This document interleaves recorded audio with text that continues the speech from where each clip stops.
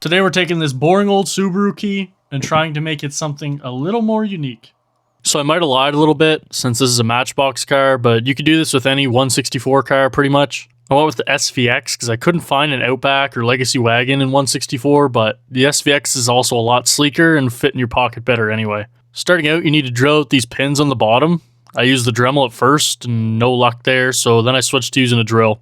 I started out with a smaller bit to get a hole going, and then I went a little bigger, and I drilled all that material out. Popping it open, we could see there are 4 layers to these cars. Next, we gotta pop these axles out, and then size up our key to make sure it works.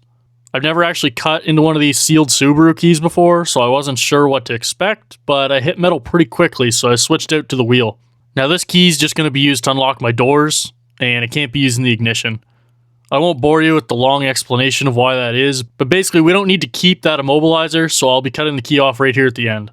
It's possible, I'm sure, to do this with an ignition key if you were more careful, but I don't need to, so we're just doing this. Now that we have the end of the key, it looks like it's going to fit perfectly. So now I have to cut the notch for the key to sit inside. From all the guides I've seen online, you should be doing this using a jeweler's saw, but I didn't have one, so I'm just going to use the wheel again. It's definitely not the most precise operation, but it'll do for our purposes today. So now that the key fits in there pretty well, we need to cut the bottom plastic part now to match. So after a little more fiddling and trimming, it looked pretty good. Now we need to sand the bottom of the chassis flat, and now it's time for glue.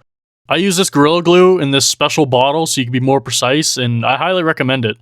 I used a lot later on in this video. However, trying to get this key to stick on this very small ledge, it was not the right tool for the job. It ended up snapping because there was nothing to support it when you put stress on the key when you're turning it, but for now the glue is drying, so on to the paint. I painted some of the interior black as well as the top since it was all clear.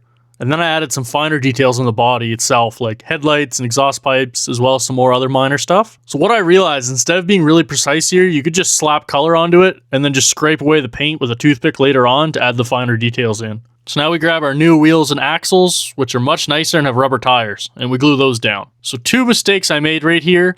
One was not cleaning out the channels better, because I ended up having one side being lopsided because it didn't sit flat, so I had to redo it. And I also glued them in way too deep, and my car kind of has like monster truck fitment now, but what can you do? So we waited to the next day, and the key immediately snapped, like I said. And they're those wonky axles I was talking about, and the paint on the roof just rubs off and didn't stick at all. In fact, none of the paint was really sticking well, but especially the roof stuff. Going forward, I think I'll clear coat everything when I'm done to try and lock that in, but for today I just cleaned the paint off the roof and just left it clear. We needed something a bit better to support the key when it's turning in the lock, so we're going to mix up some JB weld. All I had was marine weld, but I'm sure it'll do the trick. I'm absolutely covering this thing in JB because I want to kind of make a structure for the key to push against, and it's not just on that small lip. So we're trying to fill all that gap under the key with JB weld. So we did all our fixes, and now we're going to let it dry and see what we have the next day. So you can see here it's dried pretty well, and it's nice and sturdy. I'm not going to try and break it, but when I add some pressure, it does seem to hold up well enough. You can see I fixed the wheels and the car rolls smoothly now, and the top is all cleaned off from the paint. It's pretty much time to reassemble now. Quickly just going to take a toothpick so we can add in those finer details, but we're going to need one final touch up before it's finished. So here I grinded away some of that extra JB weld so I could fit all our parts back together. And this is just a game of trial and error. Keep grinding small bits away and trying to fit it in, rinse and repeat till it works. I wanted to remove as little of the JB as possible to keep as much strength as I could. Now we're going to take that Gorilla Glue and glue that first layer into the car. One trick I tried out here worked pretty well, and that's adding baking soda to the glue to make it dry instantly, and I highly recommend that as well. I did the same for the next layer, and then again for the base of the car. I even used it to fill in a gap on the bottom of the car where I dug a little too deep at one point. So now it's all back together, and I think it looks pretty good. The bottom could use some more work, but I built it for me, and for me this is good enough. As you can see, the details come out pretty good, and it rolls really well with the wheels being fixed up. Let's go test it on our car and see if it works. So as you can see, the door here is unlocked, and then we're going to shut it, and then test out our new key. So we successfully locked the door, and it looks really unique here sitting in the door.